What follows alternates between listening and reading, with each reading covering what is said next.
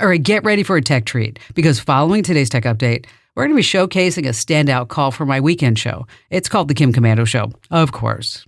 Amazon's Prime Day happened this past week. Sales increased 11% over the last year, and Amazon raked in $14.2 billion. But are Prime Day deals really deals at all? I'm Kim Komando for LinkedIn Jobs. Post a job for free and find qualified candidates quickly at linkedin.com/Kim.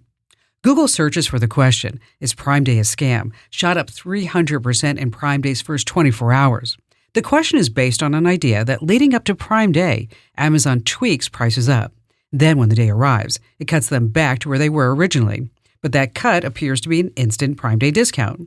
2 years ago, Bloomberg reported something similar. Some prices labeled as a discount were actually the item's regular price. After this $14 billion haul, it's clear that buyers will spend. When holiday shopping comes around, look back at prices in early October using the tool Camel. You'll see if those discounts are real. Get ahead in the tech world with my free newsletter at getkim.com. All right, here's a fantastic call for my weekend show, The Kim Komando Show. That's a highlight reel right inside itself. Randy in Indianapolis. Hi there, Randy. Oh, just I had a question that's plagued me for a few years, and I finally, every time I try to research it, I get the runaround. So I thought you might have a better answer for me. Or I've owned a domain name for many years now, and I used to own 5, but I gave up all the other 4 because it became so expensive. But Right. I've kept one that is very important to me and goes back to a company I started back in 1985 that I'm not really using right now, but I don't want to lose it. But every year the price just keeps going up, and I just feel like there has to be a better way. But I just wondered if you could give me some kind of maybe you might have an answer on how to secure my name. The best, I mean, 'cause it seems like it's funny that you don't really own your name; you're just renting it from somebody. Oh, as far as the domain name, yeah, 100%. Yes. It seems like that should be yours. For as much as we pay for it, but you're still just renting that big old penthouse in the sky.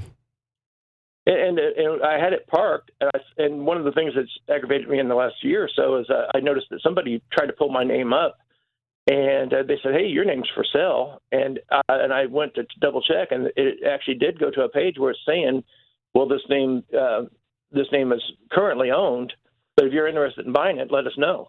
And I thought, well, that's not.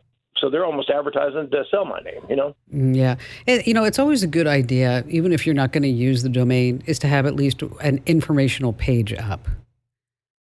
Because if the domain doesn't exist without a page, then it becomes suspect for these scams and these, I hate to use the word opportunities, where people say, oh, maybe this person want to sell it, and then maybe I can make some money being a broker with it. How much are you spending a month for the domain?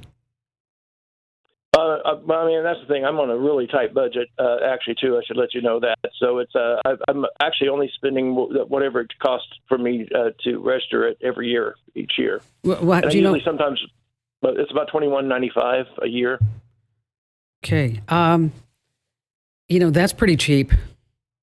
Yeah, I know it is to most people, but it just seems crazy. I mean, I guess I just wanted to know if there was any way that okay, could you give me information on these information pages? Sure. But that's going to cost. I mean, it's going to cost you money to do that.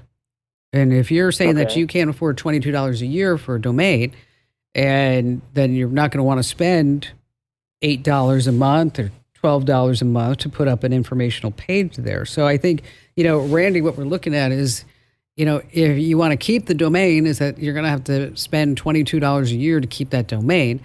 If you're looking for some side hustle work, we've got tons of lists on the website. I mean, there are things that you could be doing to make some, extra money on the side. It's not going to be enough to take you on vacation to Maui, but it could be enough that doesn't seem like this is such a burden to have $22 a year on a domain.